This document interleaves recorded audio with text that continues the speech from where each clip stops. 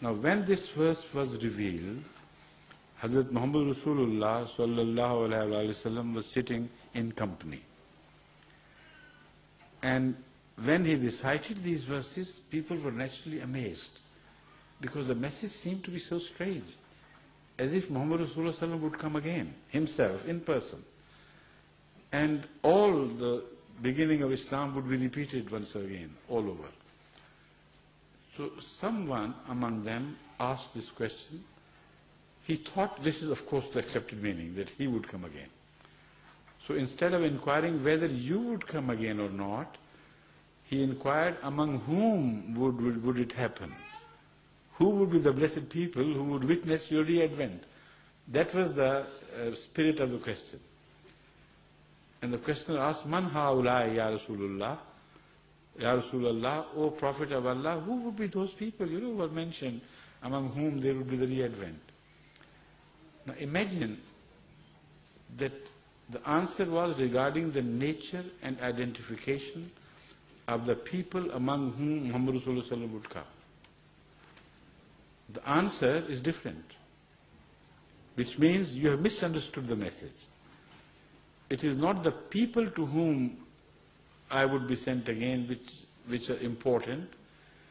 The important question is, why should I come again? Should I repeat my visit in person or in representation? And when I have come and the book has been perfected, why is there any need for any divine reformer to reappear? These are the valid questions. Now this is born out of the answer of Hazrat Muhammad Rasulullah, and it resolves all these questions plus something else. After hesitation for a while, when the question was repeated, he turned to Salman Farsi, a companion of Hazrat Muhammad Rasulullah sallallahu alaihi wasallam, who was from Persia, who was not Arab, and the only one among the company who was not an Arab. Remember this is very significant. He put his hand on the shoulder of Salman Farsi and said, Law kana al-imanu inda thuraya lanalahu rajulun min haulai. Even if faith deserted the earth and ascended to Pleiades, to the constellation of certain stars, which are called Pleiades, in Arabic they are called Suraya. So even if faith altogether deserted the earth and ascended to Pleiades, from among these people, there would be that man who would bring the faith back from the stars down to the earth. Very clear message that these verses are speaking of a messenger of Allah reappearing, but not in person. Because Muhammad Rasulullah could be from the people to whom Salman Farsi belonged. Salman Farsi belonged to a people of Persia. Muhammad Rasulullah belonged to the people of Arabia.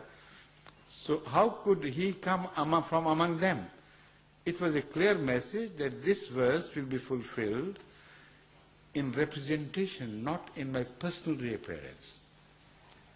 Someone, a non-Arab, belonging to these people, would come in the latter days. The question as to why, is not the book perfect? Of course it was perfect. Are you not the last messenger till the end of the time to sway authority and to hold authority? Of course he was the last messenger on earth to sway divine authority over all others, and his word was to be the last word in every decision making. Then why there is a need for any other person? This is the big question which had to be resolved. And in this short answer, he also resolved this question without raising it. He says, Law kana al-imanu in the thuraya, which means if the real, genuine faith deserted the earth and ascended to Pleiades, this could happen in the presence of the Holy Quran, this could happen in the presence of my traditions, This could happen despite the fact that Islam is perfected, yet faith can desert the hearts of the people if they become distorted. And this is, he said, what would happen in the end. The book would be there. The books of traditions would be there. And all the reported conduct, which is called Sunnah, of Hazrat Muhammad would also be well known to the people of Islam. Yet they would become spiritually dead.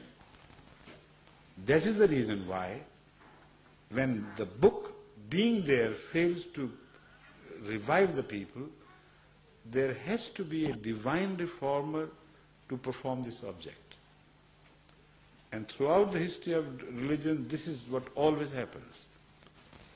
Torah was there when Jesus Christ came.